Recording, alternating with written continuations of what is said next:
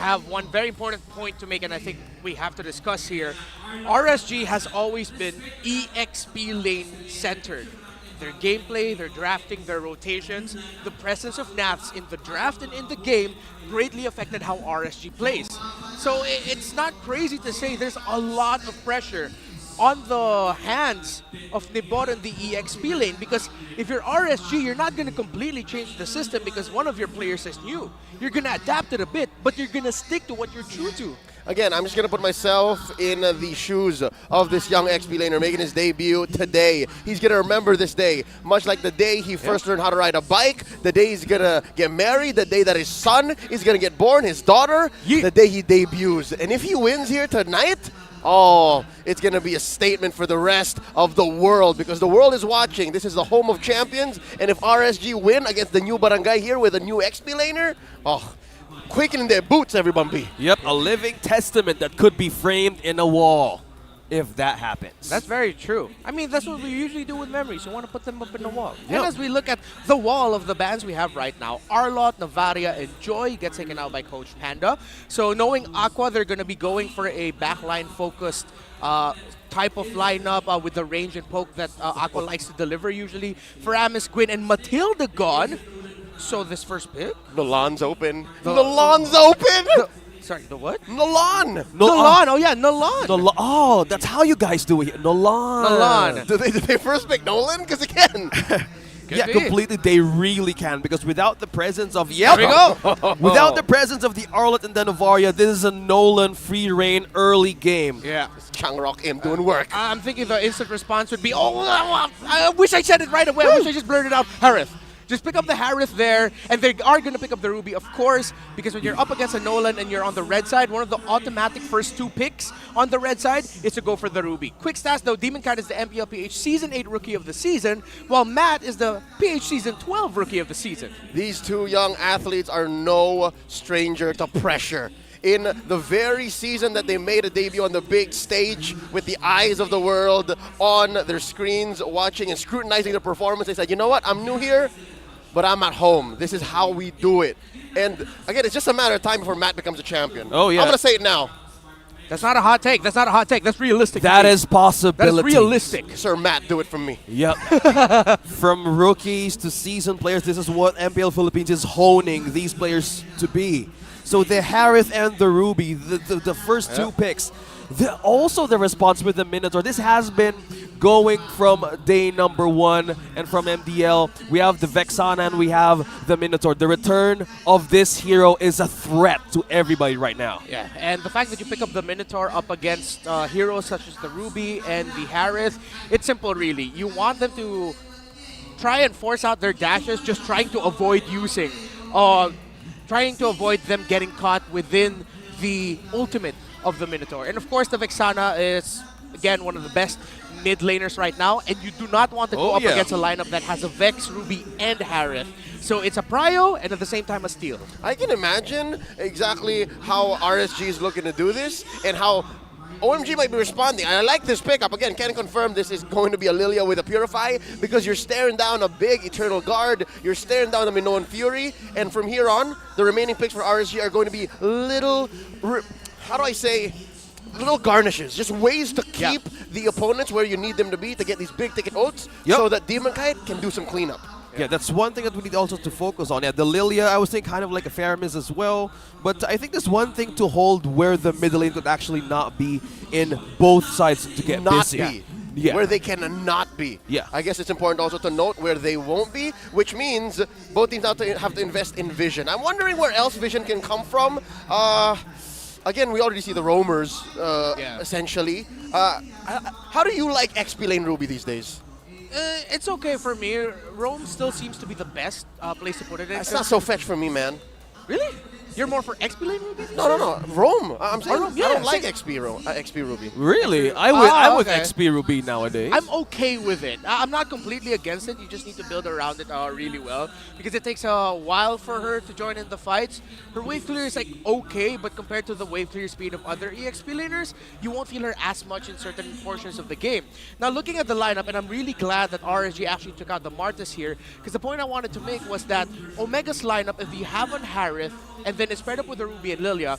They want to pick up a jungler that can go invade, play aggressive. So I wouldn't be surprised if Sir Matt and Omega are thinking about maybe picking up the Barretts, if not that, the Fredrin, so that they can have someone fronting, get vision, maybe invade if they can, because they're up against an assassin jungler. More on the utility. How about taking Exactly. about an assassin pick? There's How about no, Elancy There's no here? assassins left. There's No- the only valid assassin here is Nolan or or Fanny. Or Fanny for Sir Matt. Give some space for Could be. the assassin. But I like the box better. I like. Yeah, you box. mentioned the Barats. You mentioned the Fred. I like the box. Yeah. Someone who can go like that. And the fact that they're taking away a carry and a Uh-huh. Nathan, that means that's where they're leaning to. It's the Fred or the box. Yeah, Fred or the backs. Well, one of those two. Someone tanky, and they're going to be invading, because that's how you like to play. If you have a Harith gold lane, you want your middle three to be able to invade and be aggressive so that your Harith is just free reign. Yeah.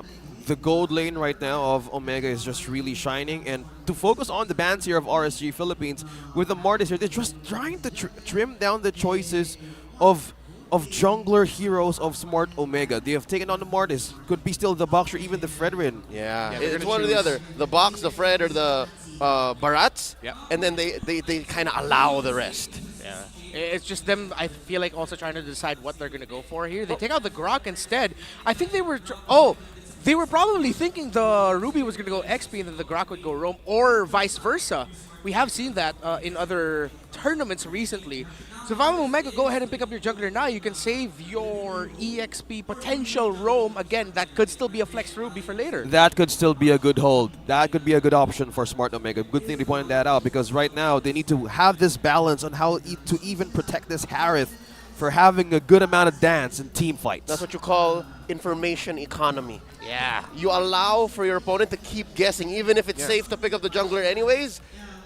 That's exactly what you do, because you keep them on their toes up to the very last pick. One of the few strengths Red Side has. Yeah. Info Eco. And the fact that you have they're going to go to Tigreal, so it's going to be an Exactly. XP lane Ruby. Oh. The thing here, though, is Oh. RSG would be more inclined to pick up something like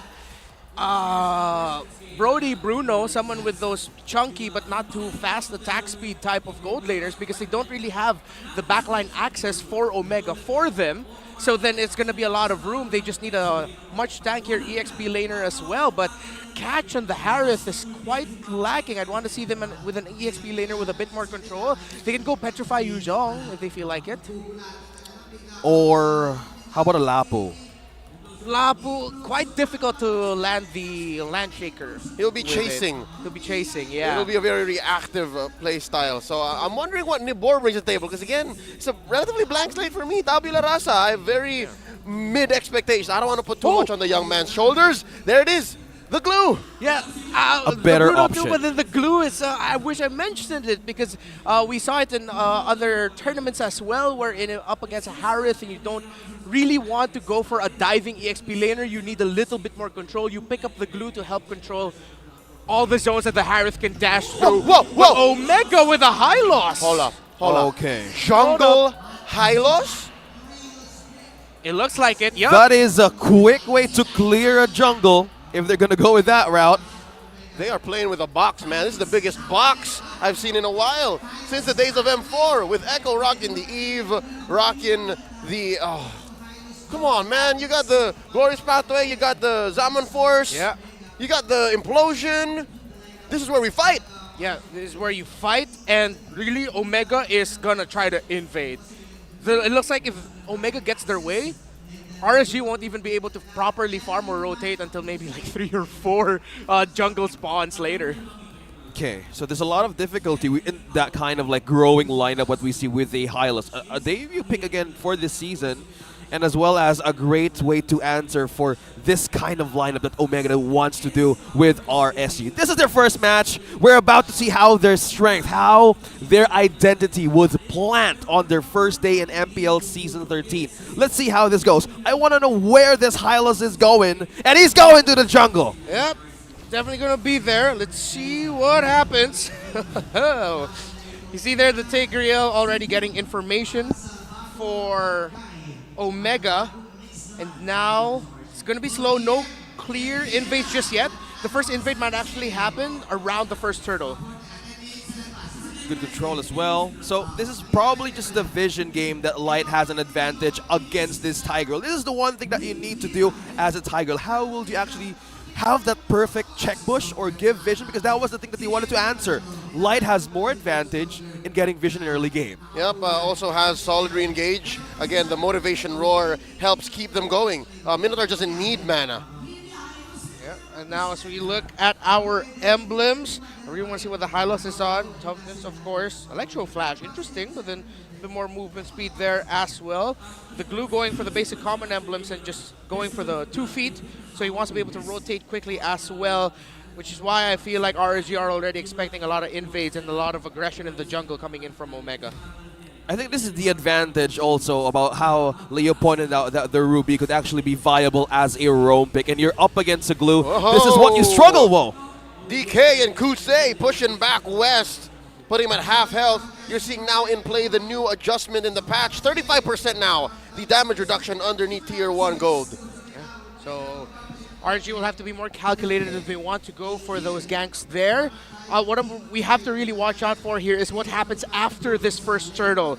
Because I feel like whoever gets it, if RSG gets it, they'll back off. If Omega gets it, they're invading. All right, here we go. The first turtle of the game. Matt out of mana. Turtle at a 10th of its health. Demon Guy coming for the steal. Matt secures.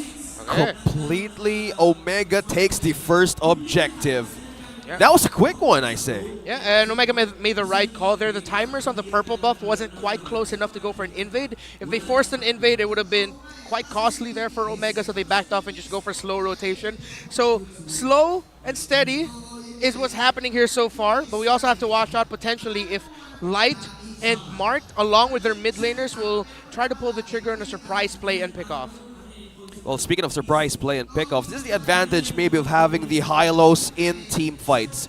Combine the power of movement speeds a lot for Smart Omega right now. Is an advantage such as this. Another visit, though. Here we go. Matt gets caught in that little corridor, dropping the ult already. Demon Kite backing out, knocking Nibor up. Split away. No dice.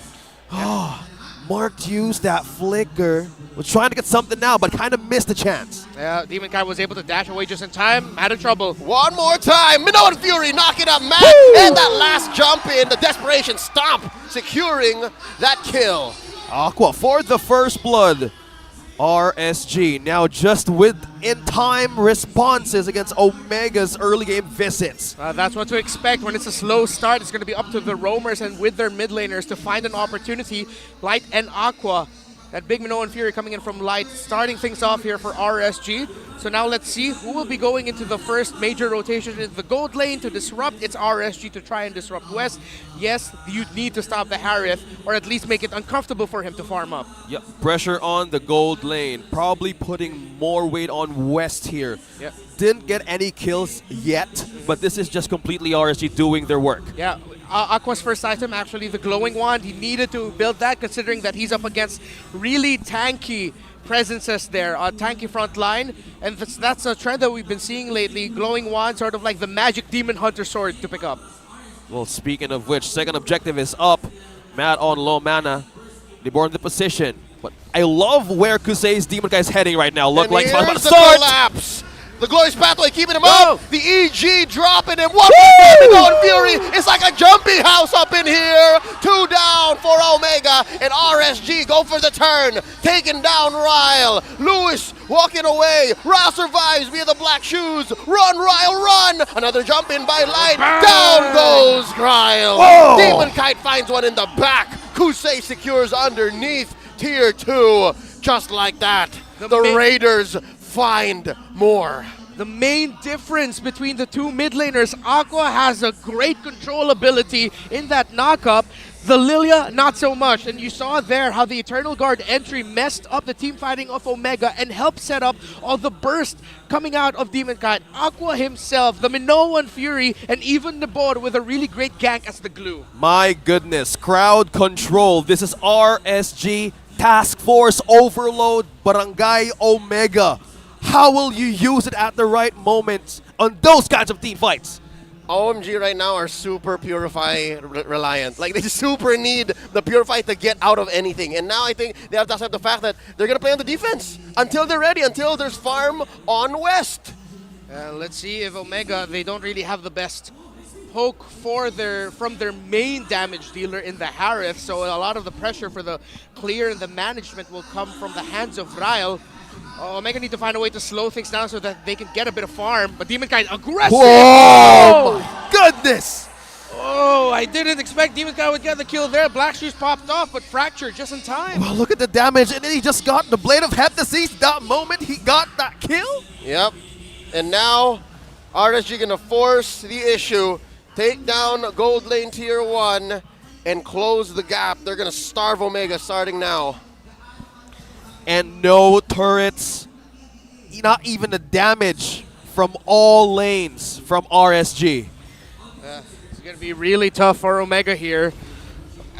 This might even triggering a surprise play, might come in costly. They don't have like the burst damage just yet. The burst is on the side of RSG. If Omega picks someone off, it's going to be a 50-50. They're not even going to be sure if they're going to be able to land a kill. And another objective for RSG. As quick as it is, another turtle for this one.